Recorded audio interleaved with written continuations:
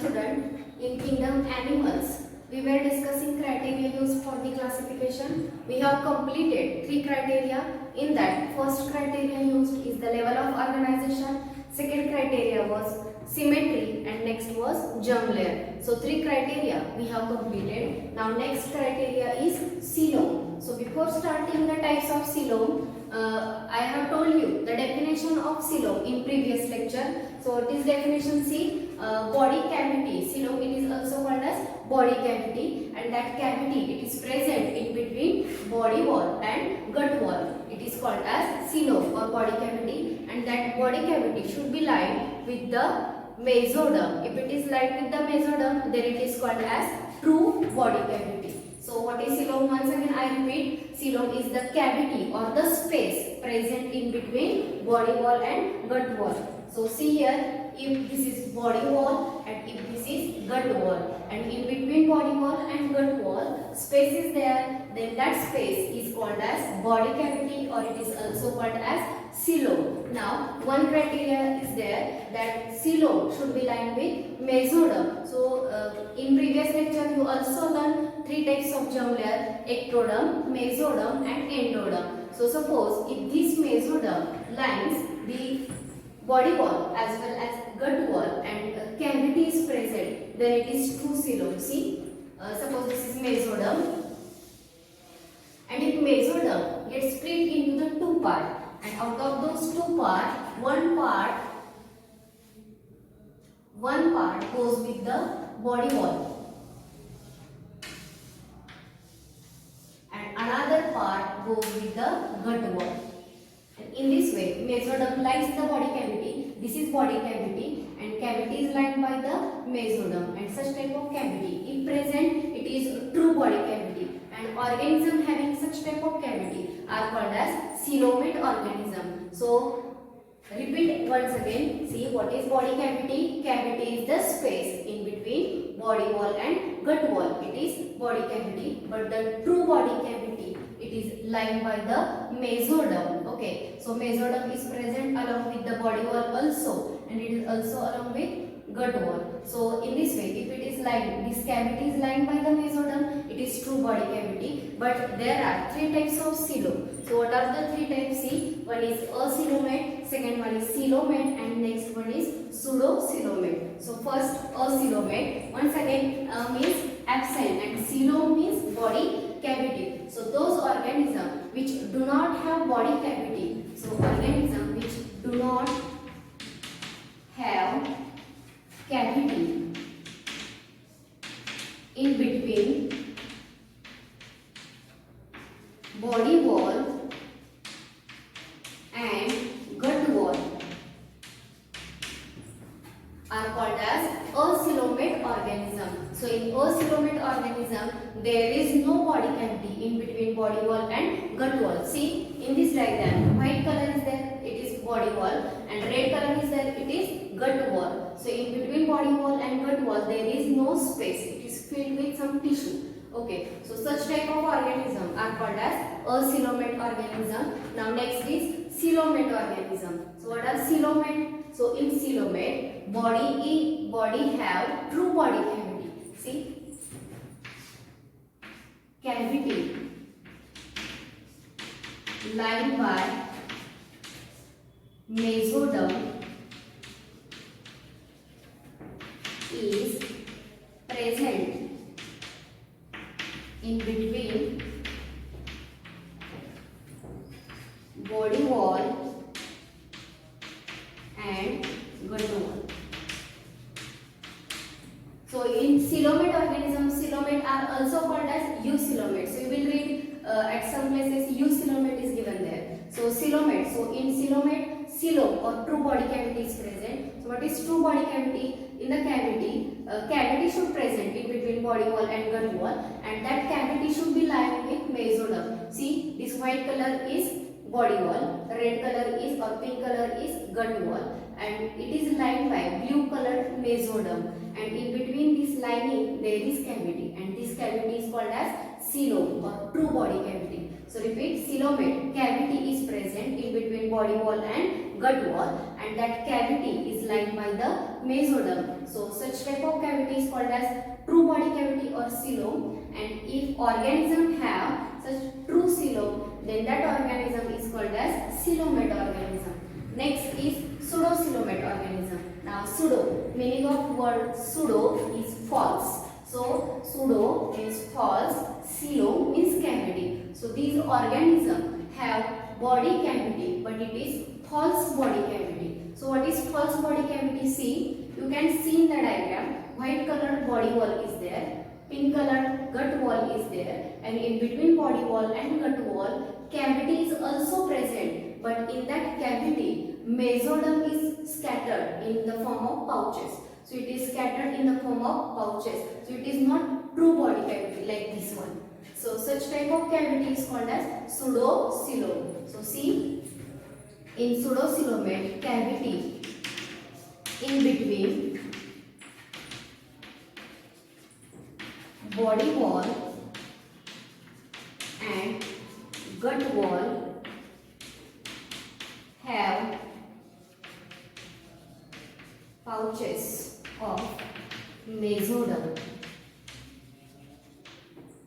So false body cavity is present, hence it is called as pseudocoelom, and those organisms having such type of cavity are called as pseudocoelomate. So we have completed the fourth point, fourth criteria which is used for the classification, and fourth criteria is coelom. So first question, what is coelom? Coelom is the cavity, a space in between body wall and gut wall. So meaning of the coelom is the body cavity and body space, and that space is present in between the body wall and gut wall. Coelom is of three types. Now first one is acoelom, second one is coelomate, and third one is on the basis of which type of coelom is present in the body. On the basis of that, these three types of organisms are there: acoelomate organism, coelomate organism, and pseudocoelomate organism. So just I have told you that in acoelomate organism, body cavity is absent.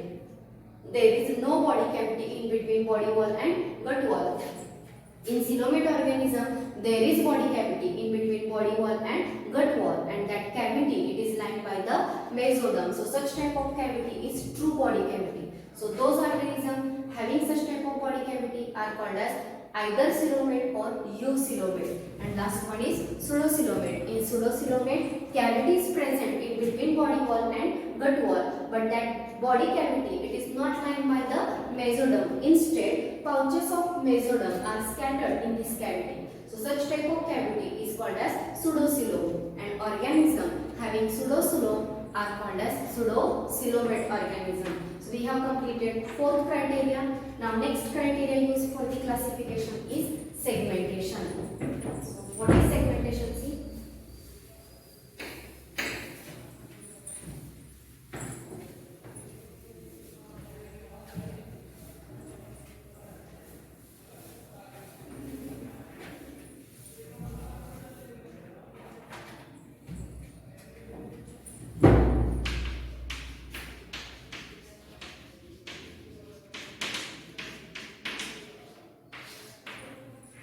So, best example of segmentation is the earthworm from the phylum Annelida. All of you must seen the earthworm. So, in earthworm, this is the body of earthworm, and externally you can see various segments on its body.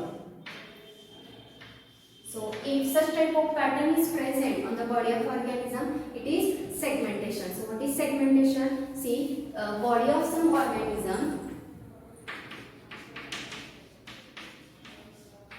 Body of organism is divided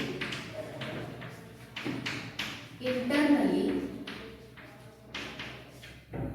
and externally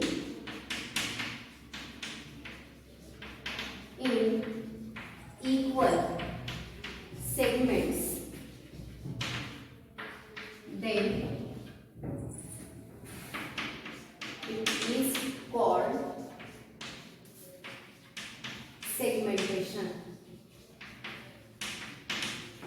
So, body of organism is divided as well as externally into equal segment. In this way, equal segments are formed on the body, and if such dividation is present, then it is called as segmentation. One more word is used in the segmentation is metamerism. So what is metamerism? In metamerism, they have given that at least some organ should repeat in this segment. So see, at least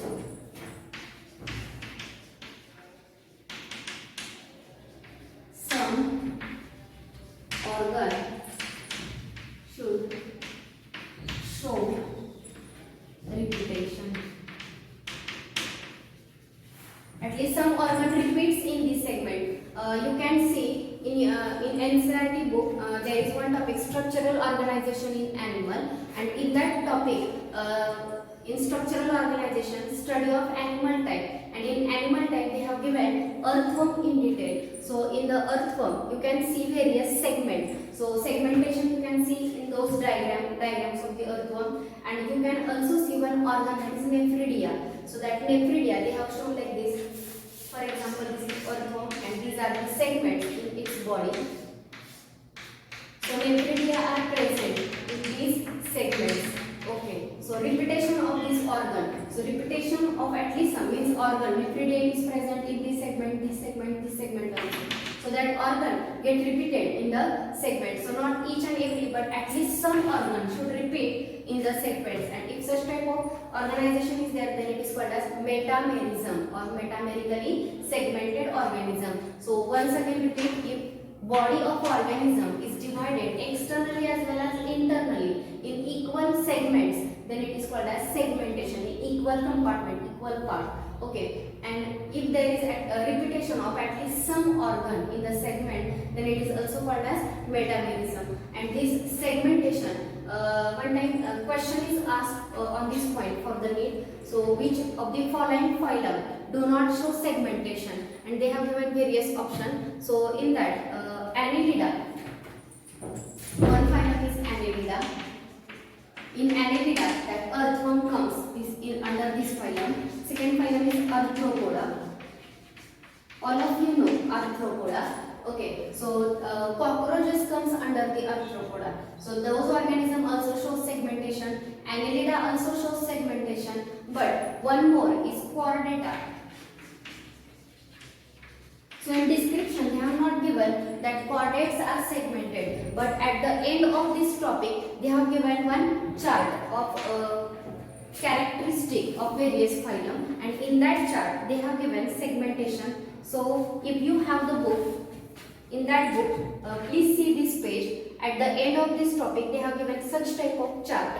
Okay, and in this chart I think fourth criteria is segmentation. So you have to check in which phylum segmentation is there. So most of the phylum they have written absent, but here Annelida, next one is Arthropoda, and last one is Chordata. In these three phylum only segmentation is there, and all other phylum do not have segmentation. And I have told you that in NEET exam there is question on this segmentation of the following, which phylum do not have segmentation. So they have given the option Annelida, Arthropoda, Chordata, and one more option was there. So all students were confirmed about the Annelida, they have segmentation. Arthropoda also have segmentation, but they were not sure about the Chordata. So Chordata segmentation, it is given only in that chart.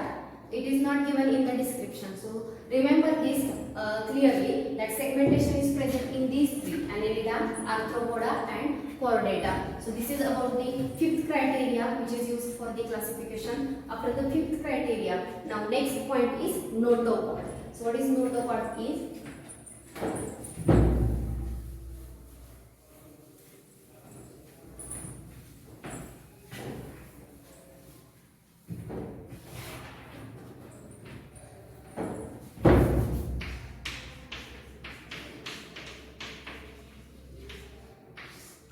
So see, notopod, it is mesodermally derived.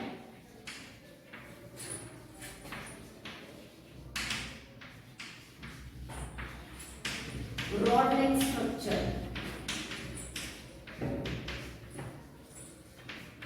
present along mid dorsal line is called notochord.